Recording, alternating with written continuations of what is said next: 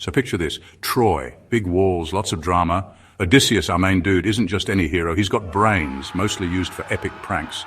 The Trojan War had been dragging on longer than a TikTok dance trend, like a full decade. Everyone was totally over it.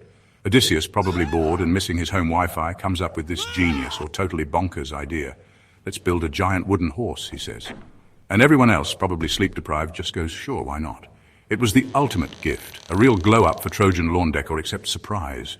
It was full of angry Greeks. Classic Odysseus, an absolute menace. The Trojans, bless their naive hearts, thought it was some kind of apology present. OMG, free horse, they probably yelled, dragging it into their city like it was the latest iPhone drop. Big mistake. Huge. That night, Odysseus and his crew popped out, unlocked the gates, and basically threw the biggest, most destructive party Troy had ever seen. It was less Netflix and chill and more smash and pillage. Odysseus was feeling himself, you know. He'd just won the war with a wooden farm animal, the ultimate scam. He was probably already thinking about the victory memes he'd post. Fresh off this massive win, Odysseus and his boys set sail for home, Ithaca. He was probably feeling like a total rock star, ready for his victory parade and a lifetime supply of gyros. But here's where our himbo hero makes a classic blunder. They sail past an island, and Odysseus, feeling a bit too smug, decides to yell at a cyclops named Polyphemus. Turns out Polly was Poseidon's kid. Big yikes. Odysseus is all, haha, I blinded your giant son. What are you going to do about it, fish breath? He practically dabbed on the dude. This was not his brightest moment, let me tell you. Poseidon, god of the sea, earthquakes, and holding grudges, did appreciate the diss track aimed at his offspring. Imagine your dad finding your embarrassing SoundCloud times 1,000. He was like, oh, you think you're clever, Odysseus? Bet. And just like that, Odysseus's easy trip home turned into a 10-year-long episode of Pimp My Nightmare Voyage. Poseidon basically hit the random disaster button on Odysseus's GPS. Every island was a new level of chaos. Every wave a personal insult. Good luck getting good signal for Google Maps now, buddy.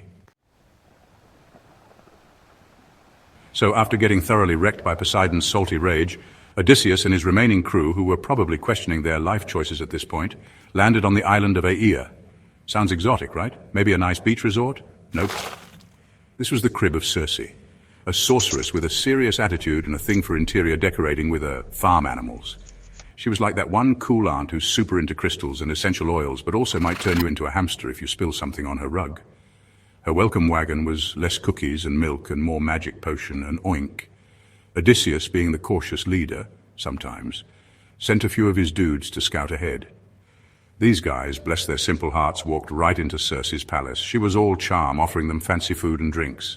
Have some wine, boys, it's on the house, she cooed. Spoiler, it wasn't just wine, it was her special you're gonna grow a snout brew. One sip and bam, his entire scouting party was transformed into actual pigs. Squealing, snorting, probably very confused pigs.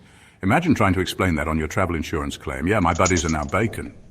Thankfully, before Odysseus could become Farmer McGregor, the god Hermes zipped in, basically the divine equivalent of a super-fast delivery guy with a crucial package.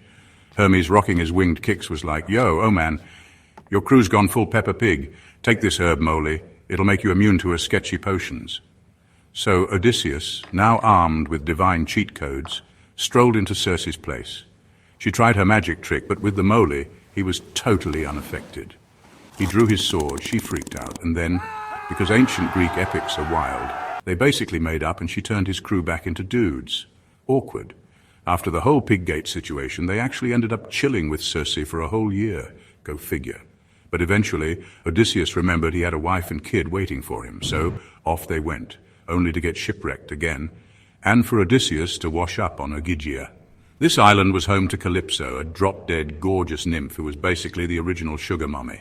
She was obsessed with Odysseus, promising him immortality and endless Netflix binges if he'd just stay and be her boy toy forever. 7 years he was stuck there, probably getting really good at beach volleyball and staring wistfully at the sea, missing his actual queen back home. So after 7 long years of Calypso's 5-star prison, where the Wi-Fi was probably amazing but the longing for home was real, the gods finally decided Odysseus had suffered enough boredom. Or maybe Zeus just got tired of Athena nagging him about it. Hermes, messenger god and part-time intervention specialist, swooped down again. He basically told Calypso, hey, party's over. Zeus says let the himbo go. Calypso was super bummed, probably wrote a bunch of sad poetry about it, but she had to comply.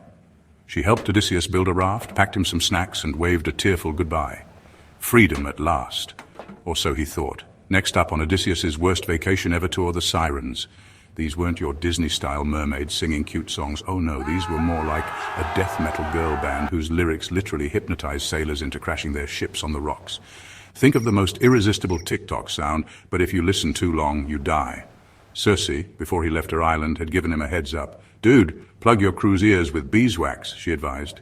And if you absolutely to listen, get them to tie you to the mast.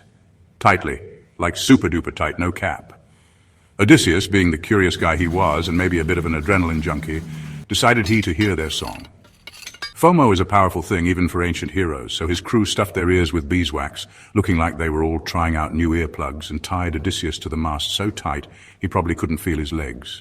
As they sailed past, the sirens belted out their tunes, promising him everything he ever wanted: knowledge, fame, probably a lifetime supply of olive oil. Odysseus went nuts, screaming and begging to be untied, but his crew, blissfully deaf to the deadly bangers, just rowed harder. Close call, my dude. But the bad decisions weren't over. Oh, not by a long shot. They landed on Thrinacia, the island of Helios, the sun god.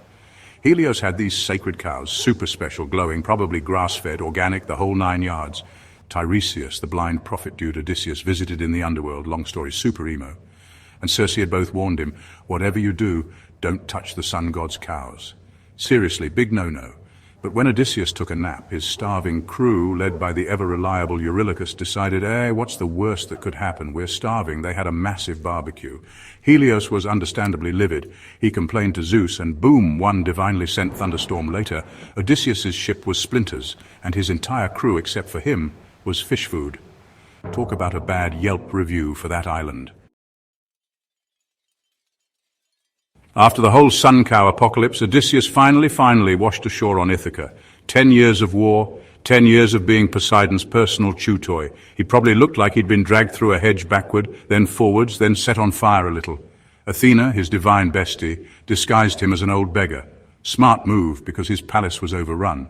Not with adoring fans, but with a bunch of entitled jerks called suitors, all trying to marry his wife Penelope, and basically eat him out of house and home. They were the ancient Greek equivalent of those dudes who slide into your DMs the second you change your relationship status. Penelope, meanwhile, was a total queen. For years, she'd been fending off these thirsty suitors with clever tricks, like weaving a burial shroud for Odysseus's dad by day and unraveling it by night. I'll pick a husband when I finish this, she'd say, buying time. Talk about loyalty. She was playing 4D chess while these guys were struggling with checkers.